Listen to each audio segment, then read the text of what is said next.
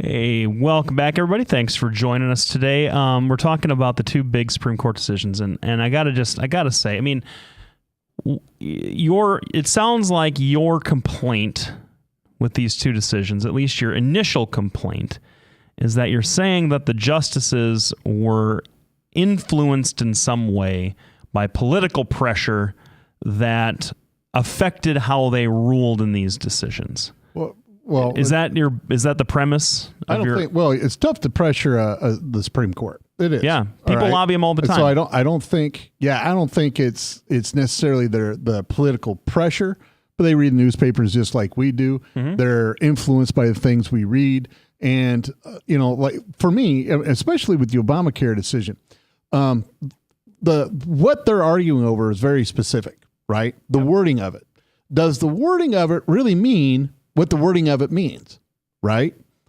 And they said, well, yeah, even though that's not what they said, this is what they meant kind of decisions. Mm-hmm. I think is a poor way to start doing it. But no, that's words mean things. But there's long history, long precedent where the Supreme Court for years has said we do not read statutes in isolation. We read them in their entirety, and when we're determining legislative intent, because legislation is often vague, it's often broad, it's often meant to capture a lot of things all at once, and so the Supreme Court is often tasked with interpreting legislative intent, and they look at the record, they look at the debates, they look at the entire thing is drafted. It's not like a contract, for example, where there's strict adherence to what are in the four corners of the document. They look at the whole thing, and Justice Robertson's opinion said, hey, look, this law was intended to work, and we're going to give Congress a great deal of leeway into making sure that it works. And if we strip out these subsidies, the whole thing kind of collapses. We're going to assume and that Congress intended for there's also a Supreme Court precedent that says that Congress does not intend for laws that it duly passes to fail on their face. And so we're going to give it the benefit of the doubt, and we're going to keep those subsidies in place. And that, to me, a lot of critics have said this because they know that 5 million people will get kicked off their insurance or whatever it happens to be, and they didn't want to do that. I don't pretend to know.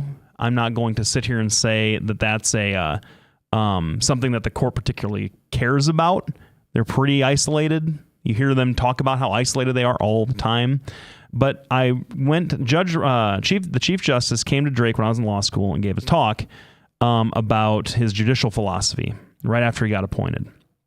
And he said this numerous times, this should be old hat to everybody, that he considers himself to be an umpire calling balls and strikes. He's impartial. If it looks like a strike, he calls it that way.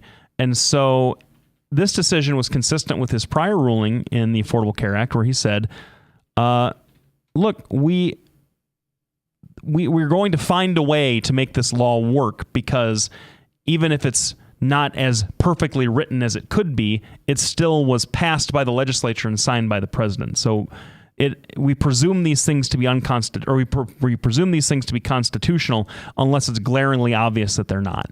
And I find this ruling to be perfectly consistent with that. Where am I? What am I missing there? Well, I understand that. I get it. Mm-hmm. But the thing is, and this is my criticism and I've made this criticism over and over about Obamacare. It's a poorly written bill. This is just another example of trying to ramrod something through without stopping and being careful with it.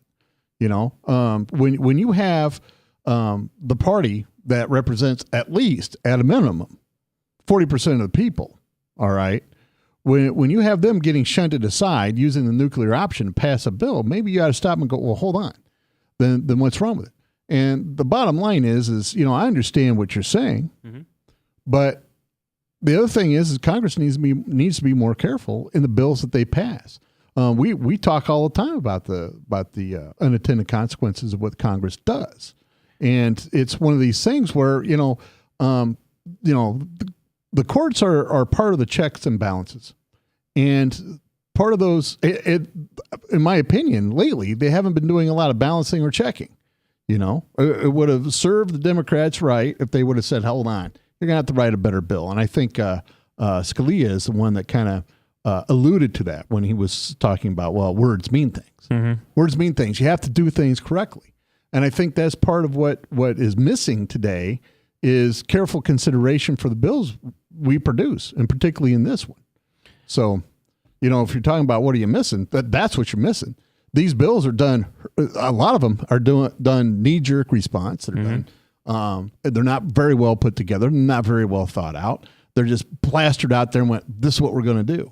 Well, that's not really relevant to a discussion about the Supreme Court, though, because they aren't sitting there writing the laws themselves. No, but they should be doing. There's part of the checks and balances, and what they're supposed to do, as far as I remember my college political science classes, they're supposed to be a check and a balance to the other branches.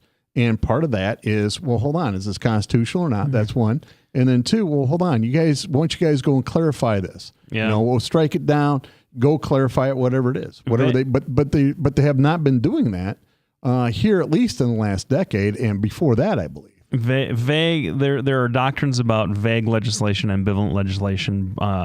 There are legal precedents that concern overbroad or over narrow or whatever, and those arguments have been made and they were discarded. And so it's not like the folks that were challenging the Affordable Care Act weren't making those arguments, and that the Supreme Court wasn't considering them. They didn't factor into the ultimate majority decision. And that's true. But the other thing, my other part of this is, if the state thing is going to make Obamacare not work, the real thing that is going to be making work is still in there, and that is the millennials getting covered until 26, till they're 26 years of age and their parents, and then being required to buy insurance between the ages of 27 and 30. Mm-hmm. That right there, I mean, that makes it financially impossible for Obamacare to succeed.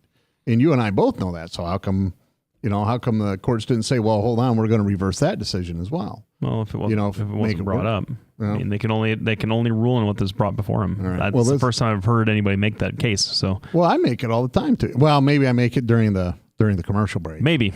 So anyway, well, we covered. This is going to be a free flowing conversation. Next segment, we're going to start talking about the big one, the Rainbow Jihad's victory over for gay marriage, and what I think is going to be a whole lot of unintended consequences down the road that the liberals haven't figured out. And of course, there's a lot of people are predicting the slippery slope. A lot of things have already come up. Mm-hmm. And so maybe we'll have a straightforward talk about that, like we did race. What was it, last week before? Mm-hmm. So stay tuned, everybody. We'll be back right after this break.